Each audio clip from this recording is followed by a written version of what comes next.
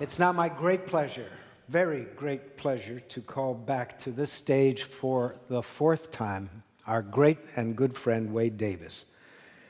We're used to him talking to us about voodoo, about ayahuasca, about ethnodiversity and biodiversity. But today he's on to a different question. On the occasion of its 100th anniversary, he's going to help us imagine what was the world's state of mind on the brink of that monstrous and accidental mass insanity called the First World War. Wade Davis.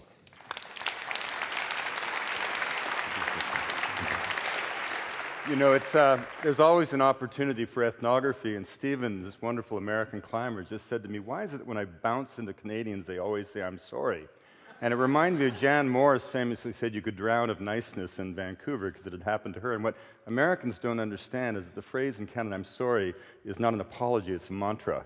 It's a way of saying, look, you know, we lived for most of our history in this impossible place where there were more lakes than people. You could turn the United States on its side, plunk it into Canada, and still have 1,500 kilometers running away to the north. And we live in a civil society, and you didn't want to hit me, and I didn't want to be hit by you, and so I'm sorry. And that's, to me, the pure sign of being a Canadian, is when you understand that. But that may be the only point of levity in this short talk. Everything you know about your life, every sense you have of being modern, every neurotic affliction, affectation, was all born in the mud and blood of Flanders. Darwin, Freud, these were men of the 19th century, but their ideas, in the case of Freud, that you didn't control the sanctity of your thoughts, in the case of Darwin, that you didn't, that species were mutable, in the case of Einstein, that the apple doesn't fall as Newton thought it did. All these ideas found fruition in the 20th century, fertilized in some sense by the agony of the dead. Joyce, jazz, Cocteau, Dali, Mao, Hitler, Stalin, all offspring of the carnage. For a century, Europe had been at peace, even as industrial ambitions created power. Colonial ambitions created nooses that spread around the world and then met and then strangled the heart of civilization. And then finally, drastically, a single bullet fired in the breast of a prince in Sarajevo sparked the greatest cataclysm in the history of humanity. Winston Churchill recognizes, some don't, that the Second World War was but the child of the First, and he famously said that never was there a war less necessary to fight than the first, or more essential to win than the second. And my obsession with this war began innocently enough in the spring of 1996 when I traveled 4,000 miles across Tibet with a close friend of mine. And it was in that fateful spring when the debacle happened on Everest that Krakauer wrote about it. And my friend Dan Taylor, who was a close friend, whose father was a close friend of Howard Somerville, Mallory's closest friend on the mountain in 1922 and 24, was particularly disturbed by this unnecessary loss of life. And the very next fall, we were trying to photograph snow leopards on the Kenchung face of Everest in the Gama Valley. And Daniel, in his inimitable way, began to speak of these Englishmen dressed in tweeds who flung themselves against the flanks of Everest, reading Shakespeare in the snow at 23,000 feet. And I became completely enamored of these early British expeditions. And the story is well known. Britain, an empire of explorers, had famously lost the race to the poles. Everest emerged, shining above the Raj as the third pole. In 1921, they set out to find it. In 1922, to climb it. And then, on June 8, 1924, George Mallory, 37 years old, the most illustrious climber in Britain, along with his young protege, Sandy Irvine, were last seen cresting a northeast ridge, going strong for the summit when the mist rolled in and enveloped their memory and myth. And since then, mountaineers have been haunted by the possibility that Mallory reached the summit before he met his end. But I was never interested in that question. I wanted to know who these men were. And I knew from their age and class that invariably they would have gone through the agony of the Western Front. And my thought was that not that they were cavalier about death, but they would have seen so much of death that it had no mystery to them, nothing more to teach them save that of their own. For them, life mattered less than the moments of being alive. And so I set out over 12 years, visiting 57 archives, to try to find out where each of the 26 men who walked off the map in 1921 to come to close encounter with a mountain that no European had seen before, where they had been every day of the Western Front. Now, that may seem like an impossible task. It was famously said of the Great War that the British Army lacked the clerk power to tabulate the dead of Passchendaele and the Somme, but if that was true, they kept records of just about everything else. That war was so thoroughly chronicled that it's a wonder men found time to fight. And what's more, the zone of operation was remarkably small. The British front was never longer than 110 miles. It was never deeper than 40 miles, an area the size of the county of Lincolnshire. And yet behind that limited frontage, they would build 6,000 miles of trenches, 6,000 miles of railroad. The salient around the Belgian town of Ypres, with 4 miles by 12 miles, would be a cauldron of death in which 1.7 million boys would die. And because so many people rolled through this terrain, and because it had been chronicled in so many forms and poetry and letters and diaries and fictional accounts and military regimental records, there was no corner of that battlefield that hadn't been chronicled every day throughout the war in multiple voices, from the aching sighs of a young subaltern broken in shell shock to the bombastic boasts of a young Yorkshire sergeant. So I was able to not only ascertain where my characters, all 26 of them, had been, but to ascertain with a level of specificity that would have been unimaginable before the research what they had endured. And this journey itself was, as Sassoon said of shell shock, a journey through the twilight memory of hell. At the outbreak of that war, a man had to stand 5'8" to enter the British Army. Within 2 months, men 5'8" were readily recruited. Cremation was born of that war. Before the war, it was unknown in the British Isles. In the wake of the war, it was a preferred form of burial for countless tens of thousands who had lived 4 years and 4 months with the scent of rotten flesh from no man's land. Plastic surgery was born of the war and the need to repair the shell-scarred faces of young boys who for the rest of their lives would live behind special masks and attend holiday camps where they could remove the masks and feel the wind on their gargoyle features without fear or humiliation. The regular British Army required 2,500 shovels for the Empire. On the front, 10 million were required. 25,000 Welsh coal miners spent the entire war underground, ferreting beneath the German lines to detonate massive charges of TNT, which reverberated with such concussive power that it could be felt on Hampstead Heath in London. You have this image of bayonet charges. Bayonets accounted for 1/3 of 1% of the mortality during that war. 35% of the lads were shut down by machine gun fire or rifle fire, but 65% died, clinging in terror to the mud wall of a trench as a rain of fire and steel fell from the sky. The French army would lose so many men that 75% of every lad 18 to 34 in the entire French population was either wounded or killed in that war. Women spoke about the war through the metaphor of dance. Diana Manners said by the end of 1916, every boy I'd ever danced with was dead. Vera Brittain simply said by the end of the war, there was no one left to dance with. And Stephen Spender said that the British middle class continued to dance, unaware of the fact that the dance floor itself had fallen out from beneath them. And so if these journeys began as a gesture of redemption for an empire of explorers who had lost the race to the poles, they became, in the wake of the war, a kind of journey of regeneration for a nation bled white by the conflict. And the saga of these men was simply incredible. Of the 26 men who went to Everest in those 3 expeditions, 6 escaped the war, 2 old, 2 young, diplomats, school teachers, but 20 saw the worst of the conflict. 6 were severely wounded, including Jack Hazard, who climbed to the top of the North Col in 1924 with open bleeding wounds, saturating his climbing tunic, wounds from the Battle of the Somme that never healed. 4 were surgeons who dealt every day with the rivers of the dead and dying. 2 lost brothers in the war. 1 spent the war in an asylum suffering from shell shock. On the very day that George Mallory disappeared, there was another climb in the British Empire of a modest mountain in the Lake District called the Great Gable. Here, led by Geoffrey Winthrop Young, Mallory's mentor, who had lost his leg to an Austrian shell on the Italian front, and with him was a Canadian, Arthur Wakefield. And they were there to dedicate a plaque to all the members of the Fell and Rock Climbing Club who had been slaughtered in the war.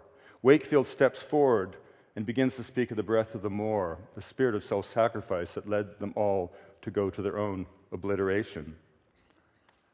And then he began to howl, great sighs of grief that were heard on all the adjacent peaks, and then he never said a word. And never again would he express emotion, nor would his children see the inside of a church, even though he entered the war as a Christian missionary, part of the Grenville mission in Newfoundland. Well, what had happened was this. He was serving at a casualty clearing station on the Somme front on the fateful morning of July 1st, when at 9:15 his beloved boys of Newfoundland, each one of whom he had physically brought into the world, were sent into an attack. Of those boys, 68 came back unscathed. For 2 weeks, he went through the seas of wounded to try to hear the lilt of the Newfoundland accent, the blue puttees unique to the regiment. It was like the entire regiment had simply disappeared, and it had.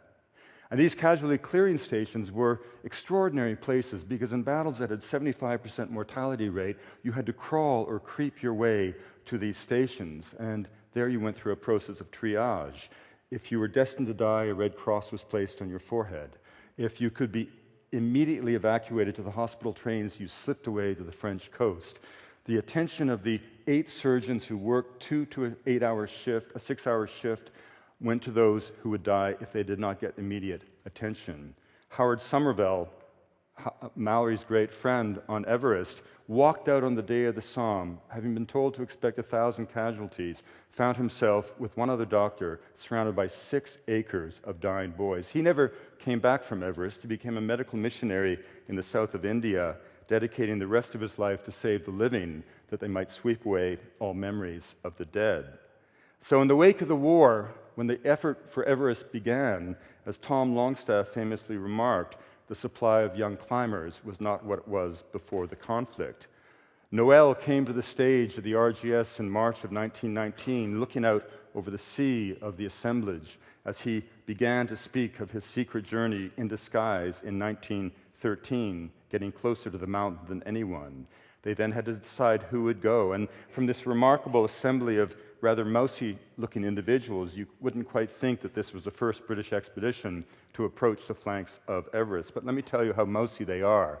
Sandy Wollaston, team physician, 1905, responds to an advertisement in the London Times, leaves on 24-hour notice, travels 3 months to reach an expedition in Uganda to the mountains of the moon, spends 9 months in the jungle, and when the expedition is over, he thinks, what the heck, why go back the same way? He walks from the source of the Congo to the mouth, becoming the second man since Burton to do it. George Mallory, over here, my favorite, Howard Bury. Howard Bury stripped his clothes, anointed his body with scented oils, and naked walked the length of the Ganga, killing a man-eating tiger that had run off with 27 holy men. And he, in time, would befriend an Asiatic bear that grew up, and his favorite form of exercise at his estate in Ireland was to wrestle naked with this massive Asiatic bear. So they move and they march into Tibet on these remarkable unknown trails, and then an amazing thing happens. They get into the shadow of Kampazong, and Arthur Kellis, 56 years old, high-altitude physiologist, too old for Everest, succumbs of exhaustion and dies. Oliver Wheeler, the unknown Canadian hero of Everest, the man who would spend more time on the mountain exposed to the wrath of the mountain than anyone else, and the man, not George Mallory, who found the route to the mountain, the most illustrious Canadian that no one has ever heard of, wrote that morning of Kellis's burial the most remarkable journal entry. They buried the old boy in the morning, thought it would be the afternoon, terribly sorry to have missed it, but I do hate funerals. Well, how do you possibly miss the internment of one of the 6 men you're walking across Tibet with? I knew the answer lay on the Western Front. He went to RMC and graduated the most illustrious cadet in the history of our military academy. Peeled off to India, was a Royal Engineer. He joined the 7th Merit Division, peeled back to France at the outbreak of hostilities. By that point in time, the topography of Armageddon had come into place. The British Expeditionary Force was annihilated. The entire Allied line was held by the Canadians in the north and the Indians in the south. And it came to their attention that the Germans had begun to sap our lines, putting trenches perpendicular close to our frontage. And Wheeler was given the duty of going over the top in a rainy, miserable night in November and burying those saps, but doing so in a way that would ensure that the Germans did not attempt that tactic again. He goes over the top, all hell breaks loose, The saps are full of Germans about to attack the Indians. Hand-to-hand combat of the most ferocious sort pushes the Germans back, but not before the trench is lying 3 bodies deep, chest to chest, as Wheeler would write in his journal, of dying boys of both sides flailing about like trout in my cradle. And that's what he meant when he said he does not like funerals, because he had to bury all those men alive. And so here they are in 21, the legendary Rongbuk Monastery, behind it the north face of Everest. Zatru Rinpoche, the Lama of Rongbuk, who found the British aspirations completely ridiculous. I mean, for a Buddhist to waste a precious incarnation to climb into dead rock in a place where oxygen deprivation alone obliterates consciousness is just about the most foolish thing you could do with a precious life. But eventually, Mallory and company find their way to a place called Windy Gap. They're hunting for a route to the summit, a saddle that will lead to a ridge that will lead to a ridge that will lead to the summit. He hates Canadians, Mallory. I don't know how you hate a Canadian, but George Mallory hated Canadians. He disdained Oliver Wheeler. And yet what does he do when they finally have this view across this upper Rongbuk, East Rongbuk Glacier to the col of their desires, the North Col, and when they are about to climb to Everest, who is the one man he takes with him? Oliver Wheeler. And the day Mallory took this photograph, he lied twice in letters to his beloved wife Ruth, saying if only we knew where this river of ice reached. But he did, because Wheeler's sketchmat of 2 weeks before had told him. It was our Oliver Wheeler, the incredible Canadian hero, who found the route to Everest that all climbers use to this day. And when they did, the two of them, summit the North Col, reaching higher than any man had ever reached in history, Wheeler said that the only way they survived the wind was to remember how they had survived the battles of France, by breathing beneath the concussive power of the wind between the blasts of the shell fire. And then in this incredible poignant moment, that night, Wheeler's legs frozen to the point of amputation, he is kept alive by none other than George Mallory, who stays up all night rubbing his feet with whale oil. And I guess I want to just close by saying, when we think of these men and what they achieved and who they were, they're a kind of person we'll never know again. These were men of discretion, decorum. They were not prepared to litter the world with themselves or yield their feelings to analysis, but they were men so confident in their masculinity that they could speak of love between men without shame. They could collect butterflies for the British Museum in the dawn, paint a watercolor before lunch, discuss Keats and Shelley and Shakespeare over lunch, and still be prepared to assault the German line, or indeed the flanks of Everest, by dusk. These are a kind of man we will never know again, but the most amazing thing for us all to remember is that these men were our grandfathers. Thank you.